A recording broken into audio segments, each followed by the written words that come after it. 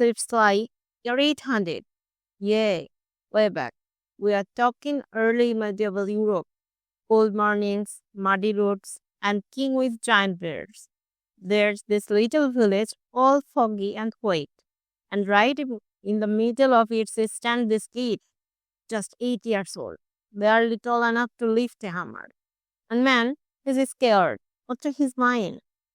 Standing there, staring into this fruit that looks like it's gonna eat him alive. That fire, hissing like a dragon taking a nap. But this is the first day. No warm welcome. No, you got this kid. Just his master barking orders. And it was already fine.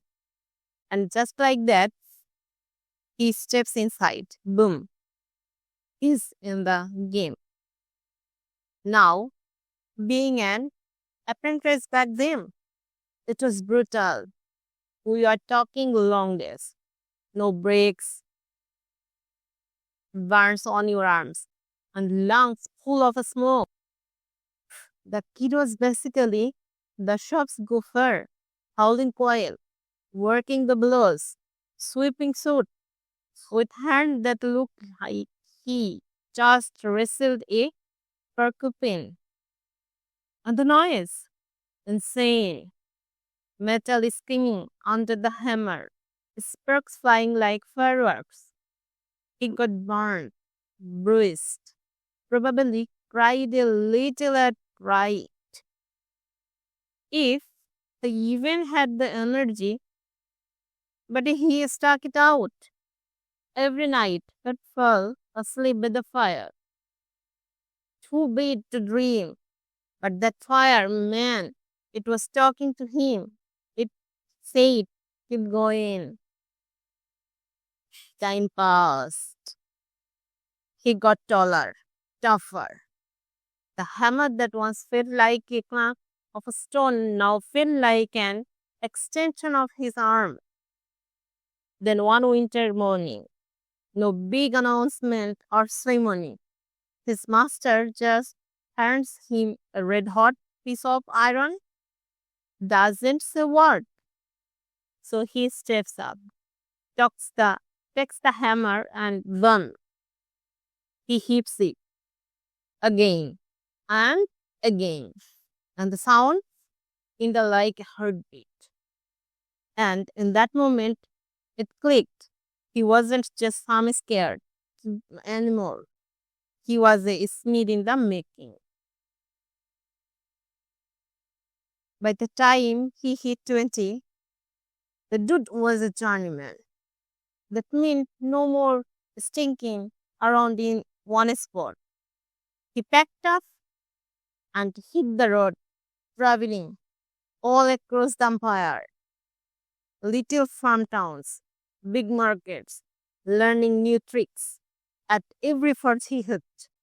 And then, boom, he lands in Akin, right near Charlemagne's palace. That's the big leagues, the imperial forts. This place was next level. Tools for war, swords for nobles, chains that would hold up a freaking castle gate. And our guy, he didn't just survive it, he leveled up. Then came the real test. One day, he was called up to make a sword, not just any old blade, but one for a high up Frankish count. So now it's got to be strong but light, tough but smooth, deadly and beautiful all at once. No pressure, right?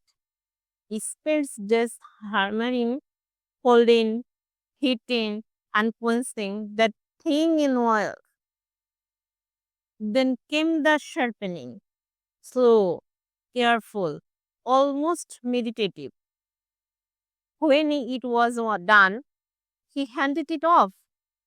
The count runs a finger down the edge, nods and just smiles. That smile, that was everything. Had made it. The journeyman had become a name. Fast forward to 30, our guy's heading back home, the same village where he once howled quail and took beating from fire and iron.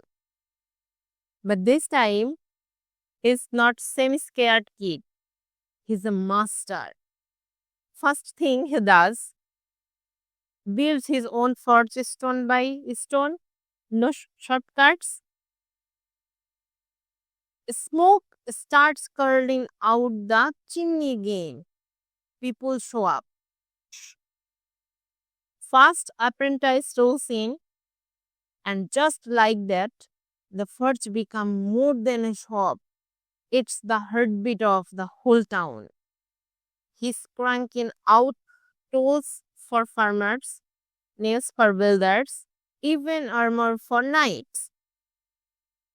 The rhythm of the hammer, the hiss of the bellows, it never stops. It's steady, like a drum beat for the whole village.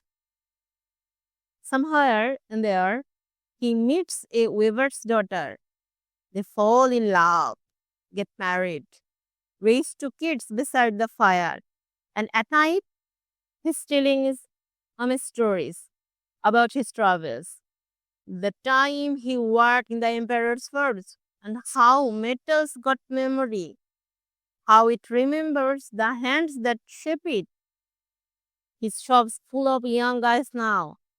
Some stray, some take off to find their own roads, but every one of him remembers how he taught, not by yelling or smacking hammers, just with patience, and that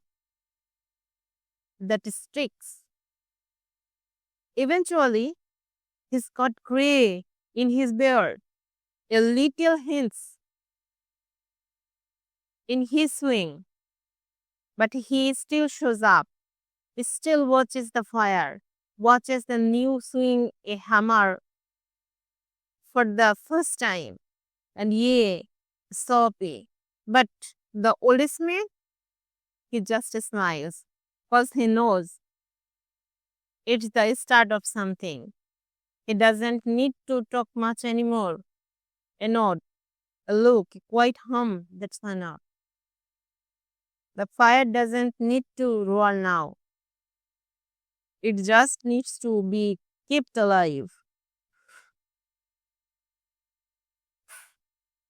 And on quiet nights, he sits beside the coils, staring into the glow, looks at his hands, scared, tough, soul.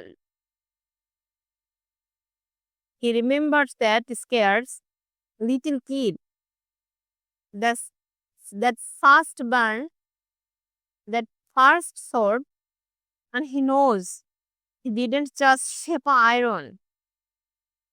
He shaped people, shaped his village, built a life, and even when the fire fades, it doesn't die because every flame that rises now carries a piece of him. So he leans in and whispers to the glow, "Distant night." And that's the thing. This is just about making tools or weapons. It's about spirit, about grief, about building something that outlives you. The Blacksmith song. It ain't loud, but it lasts. So sleep easy tonight, yeah? Let the echo of hammer strikes and the soft crackle of the fire lull you to rest. Because tomorrow, the forge will burn again.